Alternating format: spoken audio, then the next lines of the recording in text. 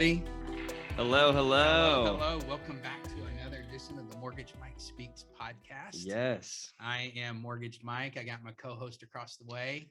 Yes, Steven Salinas. Right. Hello, guys. Hello. How's it going? Yeah, we got the camera right there too. So, yeah. We have a special guest with us today. A very special guest today. Somebody very special to me. Velvet Harris. Yes. Thank you. Yeah. Good to be here. We're.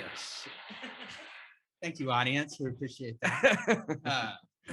So if this is the first time for you guys just listening to us out there, we are the Mortgage Mike group, Steven and I, actually a couple other people. And, I think what we really know and what we try to do in our work is just, we put a lot of care and heart into what we do. Yeah, right? absolutely. Yeah. And so in the midst of that, we just try to have fun while we're working with our partner clients like Velvet or our buyers that we get to work with. So that's what we do. Yeah, we put the fun back into funding. Fun back into funding. Yes. There we go. Awesome. Yes, we do. Yeah. No, we have a good time, and we love to partner with people that have our heart for our clients. Right. So, Velvet, And- thanks for coming on Thanks for today. having me. Yeah. Yeah. Glad to be here. Yeah. So Velvet, tell us a little bit about maybe just your background, a little bit on like maybe your pedigree as regards to real estate. So I started in real estate about 18 years ago. Great. I had been in sales before that in my career. Sold all kinds of widgets. But real estate came about kind of unexpectedly, looking for a job, and kind of fell into it, decided to get my license, and was fortunate enough to have a very close friend who had been in real estate about 25 years and agreed to let me join her team with her husband. Cool. Good. Yes, she was Yes. wonderful, and she just let me kind of tag along Mhm. and listen to all her phone calls. Yeah. And follow her around on all her showings and listing appointments, and just absorb Yeah. and train and teach, and she was fantastic. So I just kind Amazing. yes, she was, and I just That's kind a of, gift. it was a very, very nice gift. Mhm. Yeah. And she just let me just pay attention and learn. And she was an excellent teacher. Yeah. And when she decided to retire about 7 or 8 years later, was when I just did my own thing with Better Homes and Gardens. Okay. And just branched out from there. She's continued to let me bounce things off of her and continue to, give me advice and help me. Great. She still does to this day, actually. Oh, I love that. Yeah, she's been retired for a long time, but I still talk to her. So good. she's been fantastic.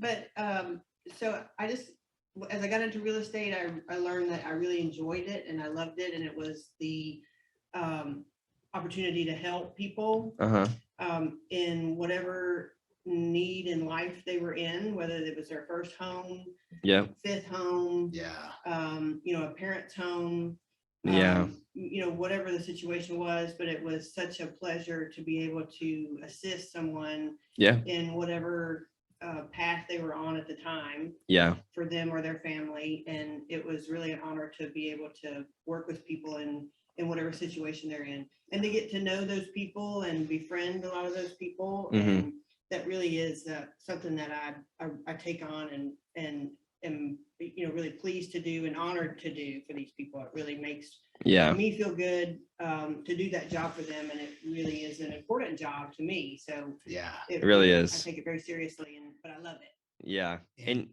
we know.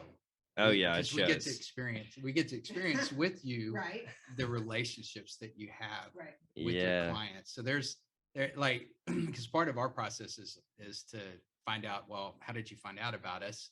And then it's always just kind of understanding, well, oh, great, you're working with Velvet. We love working with Velvet. How do you know that? Yeah. How do you know Velvet? Velvet? And the response back we get is, we love Velvet. Oh, right. that's nice. Everybody we talk to that you send to us has nothing but just a great, I think, affection for you as a person. So I want, like, you may not have ever heard that. And I'm telling you that's what your clients tell you, which tells me, because I wrote a couple of notes down here. I think the helping aspect, but also like it's beyond the help. It's the relationship. Right. You're in relationship with them. Because if you're helping generational home buying, whether or not that's somebody moving up children that are parents of people you've helped. Yeah. And man, that just speaks to just really that caring part of what you bring. And that's why I partner with y'all, because I know you take it very seriously. We do. And you take on those awesome. relationships as well. So that means it's very important to me that the people I partner with feel the same way. Right. And that's why I work with you. Yeah. And you have your own group now. Yeah. Tell us about your Tell us group. about the group. Awesome people. People. So one of them is my son. He runs my business. So he's been around for 28 years, but he was at open houses with his coloring books about 18 years ago, right? Just taking everything in. Yeah. They learn. You don't think they're learning. They're listening. They are listening. Yeah. And so now he runs the business. Love that. I have two other great buyer's agents, Jennifer Singleton and Veronica Schoenhoff. Yes. And they do an amazing job. Yeah. So they really have taken off. So Veronica's been with me for about a year. Jennifer just came on with us a couple of months ago. So both of them have great experience. Great. And have been a pleasure having them on there. And Jackson keeps us all straight, which is not easy to do. I can imagine. Yeah. But Jackson's the kind of guy that can keep you straight. He does. He's very organized. He's very on top of things. Yeah. Love it. Keeps things running smoothly. And so with everything that we have going on, he really is, on top of it all and really manages things very well. He's got a presence and like physical presence. One, he's very tall. Because he's know where he's at. I'm going to call him 7'5". I know that's probably a little bit over height, but he's got a big presence, a commanding presence, which allows him to kind of control what's happening. So and he really does. Yeah. He's very calm. And he's a calming figure. Yeah, and very calm. Oh my gosh. Keep his mother calm. Then he's done something. And I would just, I just say like and another thing I love about you, Velvet, is just being able in the last couple of years, watching you grow from just, because when we first met, you were pretty much running on your own to bringing your son into the transactions and then bringing on 2 buyer's agents. So from a vision standpoint, like where did that idea of like, okay, I want to go from being Velvet Harris lone real estate agent, right? To, okay, it's the Velvet Harris group, right? Where did that vision come from for you? So that was kind of a difficult process because, when you work by yourself for a long time, you really get kind of into a mode of just doing it all yourself. Oh yeah. And doing it one way. And we know.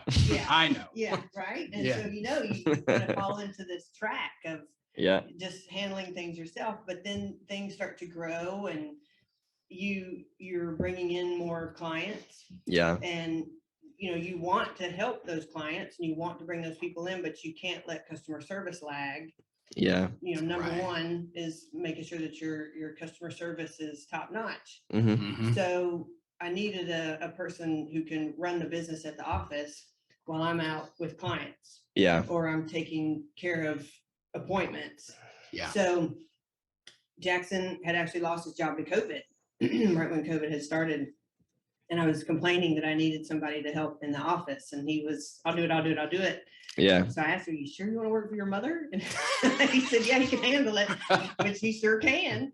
So he came in first and boy, he had everything under control within, a few weeks. He had everything organized and settled. And I was very impressed. And then we probably went for maybe a year, 8 months to a year, when we decided that the growth was still coming in and that we wanted to bring that on. We wanted to tackle that and allow for more growth. And I don't want to be stagnant and I don't want to cap it because I'm at the age where I'm ready to, flourish with my business. And when we've got people coming in, we want to take care of them. So that's when we brought in Veronica and she really has, been a real blessing and really has worked hard and really worked at, she was new a year ago and really did learn a lot quickly and was willing to take on a lot very quickly and has really flourished with that. So that really has relieved myself, but helped her with her business and helped our team with our growth. Right. And so then after about a year, of course, this past few months ago, we were able to bring in Jennifer because we're just still seeing some extra growth coming in. So we'd like to, not only is it coming in, but we'd like to be able to expand on that growth too, and put ourselves out there a little bit more. So we'd like to just continue to build on that now. Right. Yeah. Yeah. We've, so I think, because I know the feeling of being alone and thinking, well, I'm the only one that can do it. I can only, nobody else can do it the way that I do it. And the real humbling learning in this midst is like when you do let go, you realize, gosh, like other people can do it like I did, or enough better. that it's okay, or even way better than me. And there's this lifting that begins to take place. You're because I think I'm hearing that with you. It's like, oh my gosh, we can do more, and we can do more better. Right? Yeah. Exactly. Like it's not good to be alone at all. That's true. Right. Like that's, but the fallacy, the myth that's taught in our industry, yours and mine, is that, okay, congratulations, you're a real estate agent or you're a loan officer. You get to do everything. You get to sell and fulfill at the same time. Right. You get to be everything, and you can do it, and you can't. Right. Right. And what you can do is you can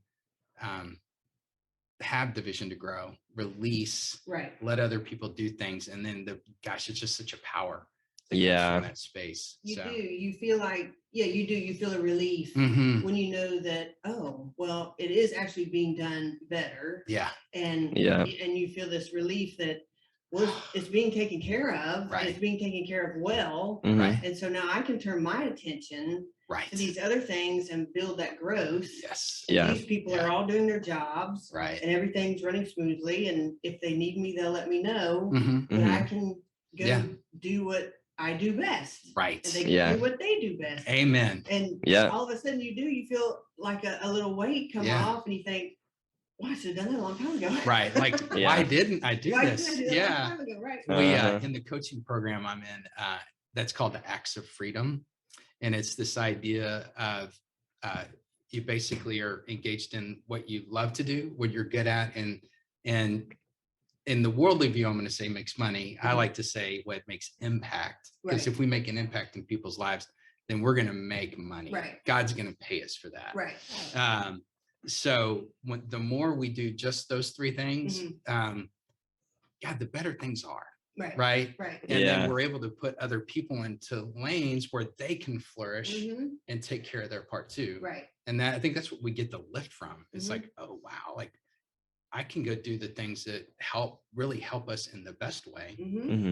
Stephen gets to do things that helps us in the best way, or Jackson or Veronica or Jennifer. And then that's where things start to go. There's an energy and an inertia that just is palpable. Yeah. So. And you can look at that new growth, and you can build on that now. Yeah. Rather than feeling like you're just underwater. Right. Yeah. Like the idea of building a group or a team isn't that so that I can kick my heels up and not work again. No. I'm like, that's not what I'm here for. I'm here to do more. Right. Exactly. Right. I just need more help. Yeah. So I can do more. Right. So right. It's not a quitting. It's a growing and a building. Exactly. So, it's cool. You said that is cool. So 18 years ago, something unexpectedly happened that got you into real estate. What was that? So, excuse me. So I had a job working for a company that carried me around 5 states. So Jackson was, oh my gosh, with a young child. Yes. Wow. That was difficult on him and me both. Right. And he didn't like me to be gone. I didn't like to be gone. I was gone all week, every week. So I did that for a couple of years. It was really tough. And I decided I just couldn't keep doing that. So I took a job with a company that let me travel just around Houston. I could be home every night.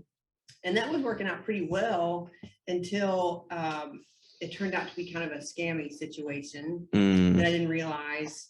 So it got to be 90 days, and I had apparently been passing out their information, which they had asked me to do, and I had been meeting all their goals. But they kept changing the pay structure. Oh. Yeah. and it was commission. Yeah. So even though I'd been meeting their pay structure, every time I met their goal, they would change the goal. Of course. Yeah. And so Classic. come 90 days, yeah, it was great. So come 90 days, they came down and said, oh, or right before 90 days, they said, we're going to have to let you go. I said, well, what happened? I said, you owe me for the commission. No, it's been 90 days. We're going to have to let you go. So that didn't work out. And I was looking for a job. And somebody said, well, you've been in sales for years. Why don't you try real estate? And I thought, oh, real estate, I don't know. I've never done anything like that before. And that's a whole different animal. That's not like selling anything else. Right. And I didn't know anything about it. And it just happened, a neighbor of mine just got into real estate. Okay. At the time. So I went down and talked to him and asked him, did he like it? And he said, yeah, you got to do it. It's really nice. He said, it's a really great job. I'm really enjoying it. And it's, you can set your own schedule, which you sort of do, sort of don't, but you can work from home, or, he was giving me some information, and I thought, well, what do you got to lose, right? Go take the classes. So I took my time, took the classes at the school. It took me about 3 months, 2-3 months, and got 100 on the state test. And I thought, well, I must have something, right? Yeah, so that shows. That kind of showed me something, right? So then I ran into that friend of mine. Yeah. And it just kind of took off from there. Yeah. I started out kind of slow because Jackson was little. Yeah. And so I had all my energy with Jackson. But and of course back then we didn't have social media. Yeah. And the internet wasn't quite so prevalent. And even taking pictures for your listings wasn't a big thing back then. I know it's hard to believe. Right. 18 years ago, it was quite a thing. But it was, it was really different back then, but it changed very quickly over the years, changes all the time. So it's been fun to grow with it. Yeah. That is cool. You have any questions over there, Steve? Yeah. Well, I was just thinking, like getting to meet like your friend has been in this industry for so long, kind of like helping you really create that career. Now you're in a position to where you've been in the industry for a long time, and people are looking to you with that expertise, and you're essentially creating careers for these people that are close to you. Right. And you hope, that they have that desire too one day, but yeah, I love that. I think that's how we think, we always are thinking like, okay, learn and then teach. Right. And then the next person learn and teach. And then you realize it makes everybody's life better around you. And it does change things. And it's a responsibility. Yeah. It is a responsibility. It is. And you hear yourself talking, or I do. And I hear Gwen is my friend, and I hear her talking to me. I give somebody advice, and I hear her telling me, and I think, wow, it's not quite full circle. Obviously, I didn't have quite the experience, that she did, but I think, wow, she, here she comes, and here I go. Yeah. Yeah. She realized it's a responsibility to try and at least help people come along with their careers and their business. And you hope you're given, some good advice that people can take and grow with. Yeah. Yeah. I hear what you're saying, and I see it with us, because I'll hear Stephen say what I say. Yeah. Right. And I also I almost don't even realize that it's happening. Stephen's gotten it now pre-programmed in. He knows how to talk through things with people. Because I mean, the truth is there's only so many scenarios we're all going to get. And you just got to understand, all right, well, this is how we articulate it to make it make sense to people. Yeah. And what I hear is the person that taught me. Right. So it's interesting how it goes back pretty far. Right. I noticed like that responsibility that, like, I think you and I have at the stages we are in our careers and our lives, that it's no longer, it's not about me. Right. It's about, or the responsibility to help raise up a generation of real estate agents or loan officers. And in my opinion, loan officers that are doing business from the right foundation, right, of care, and taking that responsibility that, man, this is a big investment for people. Exactly. Right. It's a big investment. For the right reasons. Right. Yeah. Yeah. Right. So, and then that creates that repeat referral business base that you get, right? And that we see as well. Yeah. I've heard you say like a repeatable, referable experience. Yeah. Oh, like that's nice. Yeah. Yeah. Every like customer or client or friend every time, because basically, you have this kind of culture in your group that to where they're talking to you or whether they're talking to Veronica or Jennifer, they're almost like talking to y'all, like talking to each other. Right. The language is the same. The language is the same. Yeah. Yeah, it may be delivered a little bit different. Everybody has their unique kind of spin on it. But they're talking to Velvet, even though they're talking to Veronica or Jackson, or Jennifer, right? And the same thing in my group as well. Right? Exactly. Yeah. It's like the experience. It's like they're all talking in the same way. Right. So it's so great, right? Yeah. And I think that's comforting for people. You want them to have that same culture, right? That they feel like it's all coming from the same culture of and they're like, oh, okay, it's okay. I don't have to talk to Velvet for everything, right? Or I don't have to talk to Mike for everything, right? Because I'm usually many times I'm not the right answer. I got to go find it, Yeah. Whereas maybe Steven or Safan or Cassie, well, they have the answer, right? And they have it immediately. Just as long as they understand they're getting the same level of customer service and the care. Yeah. Right. But they come away with the same feeling. We've had that conversation that I expect my customers to be cared for and given the same level of customer service that they would if they were talking to me. Yeah, absolutely. And we'll even see, you were talking about this, like the goal is, when we get like reviews, like they almost mention the team. Right. I don't want to be in the review. Like, right. Don't like you're there, but it's like, if my team gets named and I'm out of the equation, that's awesome. Even better. Yeah, really awesome. It means that you're doing a good job running your business. Yeah. Right. Yeah, it's not an ego thing at all. No. Yeah. Otherwise, we wouldn't have a team, and we'd have a team, we'd still hang on to it. You'd be back doing it all by yourself. Right. Well, just let me do that. Right. And then you have a heart attack or something like that, because that's what's going to happen to us if you do that. Yeah. So, and I just know this about you just because I know a little bit more about your business, but explain to us, like, how do you keep that relational component with your clients? Like, what are the things that you do that continues to bring people back, that keeps the relationship fresh, right? What is it that you guys do with your group to do that? Well, we try to stay in touch with folks. It's hard to stay in touch with everybody on a one-on-one basis, but we do try to put out a newsletter or a text every now and then that's just some information about us or information about something that may be going on in Houston that may be interesting to folks, so just so that they know we're thinking about them.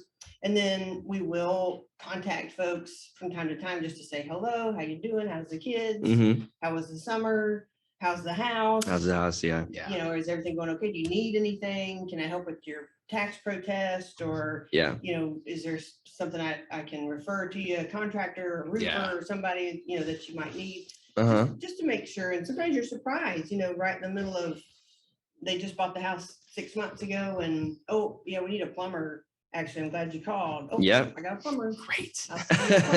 That's great. Yeah, and they do. They're very grateful, because maybe they just moved here from out of town. They don't know, anybody that they've used before, or haven't talked to a neighbor to ask before. So it's always nice to feel like you're being helpful. Yeah. And then we will, maybe we can meet up for lunch or coffee sometime if somebody's free. We try to do that too. So we try to stay active and at least just text. Even people are busy. Yeah. They have kids in school and soccer and college and whatever, and they're trying to visit and work and everything else. So a lot of times they're busy with their own lives, but you at least try to stay in touch and just see if everybody's doing okay, or what you've been up to lately. And I enjoy that too. I think the rest of the group does also, just because you do form this relationship. It's hard to just, well, here's the keys to the house, been nice knowing you. See you later. Yeah, you hate to do that. Yeah. Because then you're kind of lonely after they close. Right. Like, I haven't talked to you in 2 days. You doing okay? Right. We used to talk every day for 3 months. 3 months. And so it's kind of hard to let them go. So it's nice to just stay in touch after a while and just say, yeah, hey, I hadn't heard from you in a couple of months. I'm just checking the house is okay. Or if it's been 6-8 months, you know, how's the kids? How was Christmas? You know, whatever. Yeah. Well, and yeah. So life changes. Real estate happens around life changes. Right. And life changes happen more often than not. Right. I mean, really, especially if we see it. I mean, for good or for bad, and they happen. Yeah. And real estate's involved. It is. And so it's just a matter of just reminding people that, hey, we care about you. Right. We're here, being a resource. You need something. You, client appreciation parties. Yeah, I was about to say that. Yeah. Those are super fun. Yeah, we have a bingo party coming up. Nice. Yeah, excited. That should be fun. Cool. Good. Yeah, we have the professional bingoer. Yeah. Like that's cool. Yeah, that's awesome. That's actually that would be really fun. It is gonna be fun. Yeah, we hope y'all can be there because it'll be a lot of fun. That's really cool. We'll be there. Oh yeah, that sounds really fun. Yeah. Margaritas. Oh nice. my goodness. That's fun. What else you need? That's it. My grandma plays like bingo at the like religiously. Yeah. Like it's a big deal. Oh yeah. And even winning like $2, you're like, big deal. I'm a winner. Yeah. I won. You won. Right. You won. We'll have prizes. Oh man. That will be great. That's awesome. So in that, how often do you do those? We try to do them at least once a quarter. Yeah, we might have a wine night just to come, you know, have wine and some hors d'oeuvres. Or do bingo night and like this, or Christmas party. Yeah, you know, Christmas time, just different things. Just we had a ice cream social. We did that again this summer for the kids. Fun. It's a lot of fun. Yeah. You and what I like about the idea of those quarterly things is it gives you the reasons to reach out, right? Yeah. Text, email, phone, right. Mail, whatever that is, but it gives you a reason just to say, hey, just to say hello. And so how are you doing? And by the way, here's something, if you're interested, come on by. If you can't, that's okay. Yeah. It's totally but you got to just say, hey. Yeah. And you're giving them something of value, even if they don't show up. Right. There's still a something of value in the midst of just saying, hey, you're invited and I want to see you. Yeah. That's love to talk to you for a minute. If you can't make it, then at least we got to chat for a minute. You mentioned texting. Do you utilize like a centralized texting, or is everything on your phone and you do it yourself? We will do centralized texting. Most of the time I'll do the texting individually. Yeah. But if we shoot out an invitation or something, we might do a centralized text. Got it. Or like the Evite. Yeah. On the email, we do that too. But I'll always follow up from my phone. Got it. Got it. Okay. Cool. What else, Stephen? Oh man. I was thinking about this. I know that it's pretty crazy right now in the market. Yes, you know, I mean, we hear every day just houses with 12 offers, 18 offers, $50,000 over list. Yeah. Right. We love to just provide like encouragement and motivation to our clients. I know you do too, because a lot of times we're holding their hands through the process. Right. What is like something that we can, you know, what do you tell your clients? What can we tell our clients to say, hey, it's worth it to kind of like stick with it. Yeah. You know, right. Don't get discouraged. Don't get discouraged. Right. What do you do? Well, and that's hard. You know, I tell them from the very beginning, when they first come to me and say, we're ready to buy a house, let's go look at homes, and we're all excited, whether it's the first house or the fifth house. Yeah. I tell them right from the start, this is a tough buyer's market. We will find a house and we will get you under contract, but you're going to have to be patient and you're going to have to persevere. Yeah. You're just going to have to stick with me. We'll get it done, but I need you to stick with me. And I know it sounds. Yeah, that's it. Yeah. And that you just hang in there with me, that we might lose the first one, we might lose the second and the third ones, but we'll get there. Yeah. And you need to hang in there. And so at first, you know, you hear that and you're like, yeah. They're until I'm not worried. And then you lose the third one and they're like, what's going on? I'm out of this. Yeah. And you have to tell them, no. Remember I said, stick with me. We're gonna be patient, we're gonna persevere. Yeah. And by then they've realized, okay, well, I gotta go way over list price. Yeah. And I gotta bring a boat and a pony. Yeah. I gotta put that on there, you know. Right. I gotta do all this stuff. And you have to have those conversations up front, you do, but then you have to keep having those conversations. Reminding them. And keep reminding them, yes. Yeah. And, and you have to do it in a gentle way. Yeah. But you do have to keep reminding them this is very aggressive. It's an aggressive market. Mm-hmm. And we're probably going to run up against multiple offers. Yeah. So, you just have to keep talking about it and keep reminding them. And then when they find the house they're in love with, you have to tell them, how much do you like it? Yeah. If you like it that much, you're going to have to be that much more aggressive with it. You're right. Because if you don't want to lose it, then we have to be very serious with the offer. Yeah. And of course, it comes back to how much can they offer? Mm-hmm. What can they do? And then you have to be careful with their money, obviously. Yeah. And I have a first-time buyer now who could only do so much. So, we had to be careful with how we wrote it. But we got her house and she's in love. Yeah. Love it. Yeah. And so, we had to write several. We had to lose a couple, but it's worth it. We got her what she wanted. Well, and I'll say though, when a deal's going to stick. Right. You do. Mm-hmm. Right. And I know because we're talking to you, I'm like, all right, we got one coming. Right. Yeah. This is a good one. So when they're going to stick and when they're not, you're like, well, this probably ain't going to go because they're not coming in with the right formula. Yeah. Mm-hmm. And I would just say, like, for us, we tell everybody at the end of our consultation, listen, if you think you like the house, you need to be ready to write an offer immediately. Mm-hmm. You can't think about it. You might not even step foot in it. You might look at it on par and you want to write an offer right then and there and then go look. You might have heard about it. Yeah, because it's going to be gone, you know? And it's nice to have that backup from y'all. Yeah. Because when you have the backup from you telling them the same thing that I'm telling them, and how serious it is, and how aggressive you have to be, at least then they come to me going, oh, the lender said the same thing. Mike and Steven said the same thing you're saying. And they must be right. Let's speak the same language. Let's speak the same language to make it makes everyone's life easier. And we're not telling them, well, you're going to have to offer X amount of dollars or you don't get it. Yeah. You're going to have to work with them on what they're ready to do and try to, help them figure that out. But at least they understand when they got somebody like y'all who can kind of help them understand the market as well. Mm-hmm. Then they feel a little bit more comfortable about, okay, well, I'm doing the right thing for the market. Right. I know it's a lot of money and I know it's a wacky market, but I'm doing the right thing. Because just like we talked about earlier, people who felt like they overpaid last year have now underpaid this year. Exactly. And it's just going to continue that way. And the ones that waited this year or last year are going to pay more in interest rate. Exactly. And we talked about that. It's like, you don't make a decision to buy real estate because of interest rate. Right. Mm-hmm. You're buying real estate because of appreciation. Right. So don't wait on appreciation because you're losing money every month every you day. Wait. Yeah. So I think I saw that the average homeowner earned $55,000 in equity this past year. I believe it. So I believe it too. I have people bought last year, selling this year, and making money. Wow. Mm-hmm. Wow. Well, you heard it here. It is not a myth. It is crazy out there, but I love to talk about this stuff because you want to be honest, but you also want to be loving in the way that we share. Right. Exactly. And it's really important to do it like that. But we enjoyed this conversation. Just getting to talk about you and your business and also get to so good. So good. It's great time. Yeah.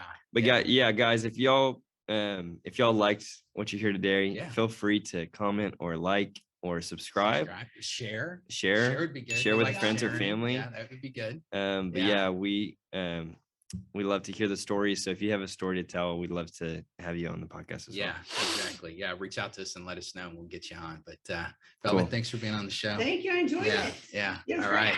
Yes. Thank you, everybody.